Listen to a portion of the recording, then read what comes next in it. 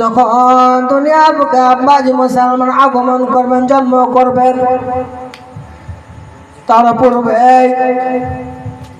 যেন শয়তান ফিরাউন যেন একটি যেন বাবা স্বপ্ন দেখেছেন। স্বপ্ন দুনিয়ার যেন বাবা সিংহাসনটা ভেঙে যেন চুরচুরে হয়ে গেছে, ভেঙে যেন পড়ে গেছে।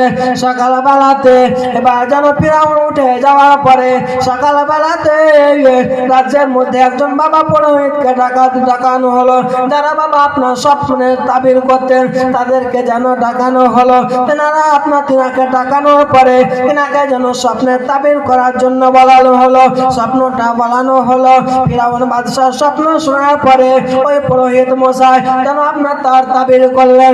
তার তাবির করার পরে ফিরাউনকে ডাক দিয়ে বলছে, ও বাদশাহ ফিরাউন রে, আজকে তোমার স্বপ্নের তাবির হলো বনী ইসরাইলের মধ্যে একটা যেন সন্তান জন্ম হবে, যে সন্তানটা তোমার রাজত্বকে যেন ছিনিয়ে নেবে, যে সন্তানটা তোমাকে যেন মেরে ফেলে দেবে।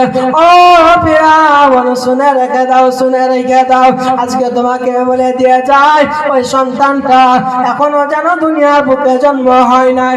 ওই সময়তে ফিরাউন জিজ্ঞাসা করেছিল, ও পুরোহিত মশাই শুনো গো, তবে আজকে আমাকে একটা কথা বলো, ওই সন্তানটা কি মার পেটে এসেছে, সন্তানটা কি জন্ম হয়ে গেছে?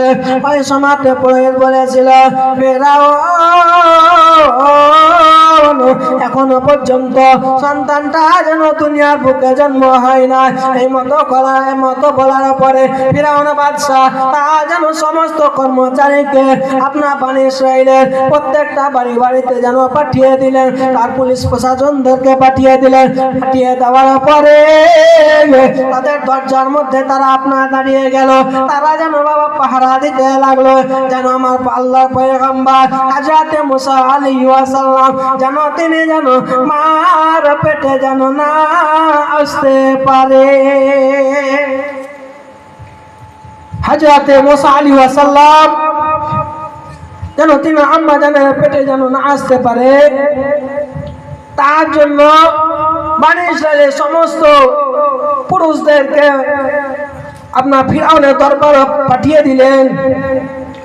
কিন্তু আল্লাহ পাক রব্বুল আলামিন হযরত মুসা আলাইহিস সালামকে মার পেটে পাঠাবেন, এইভাবে আপনার ফিরাউন বাদশার লোকজন যেন বনী ইসরাইলের প্রত্যেকটা বাড়িতে যেন পাহারা দিতে থাকে। কিন্তু হযরত মুসা আলাইহিস সালামের বাবা তিনি যেন ফিরাউনের দরবারে কাজকর্ম করতেন।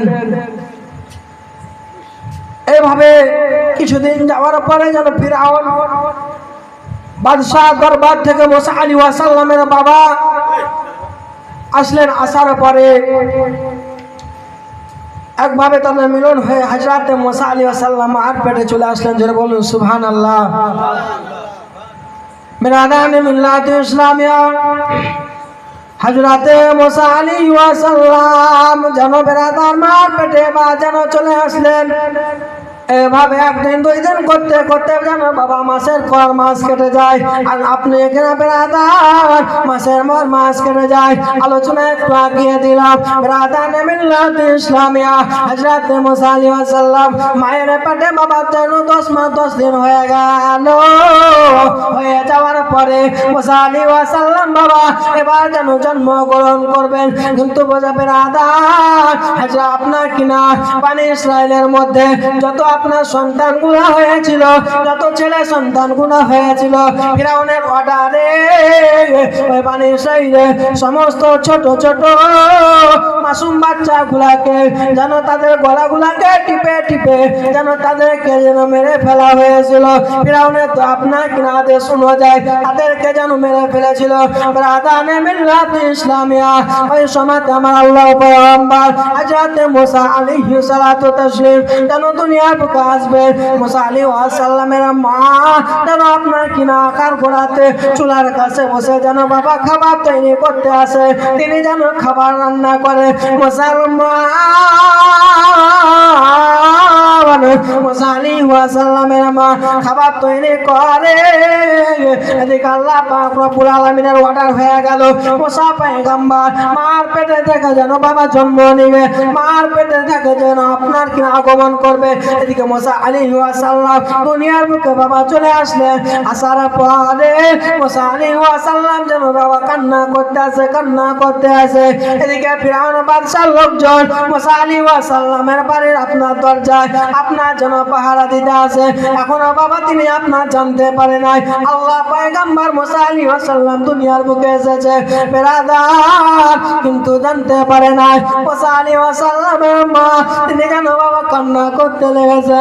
তিনি যেন হাউমাউ করে কান্না করে আর আল্লাহ পাক রব্বুল আলামিন আপনার তাকে যেন বলতে মাগো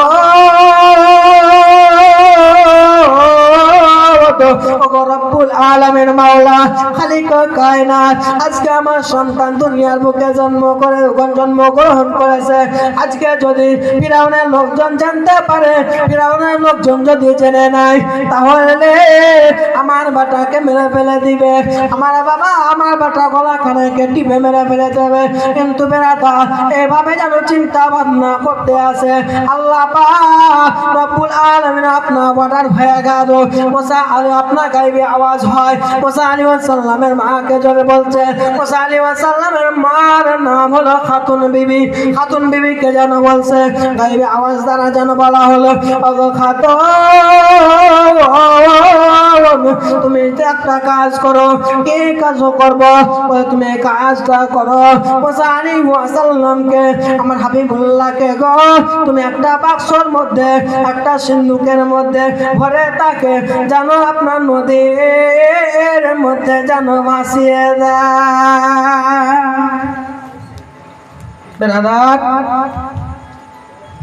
এই মতো বলার পরে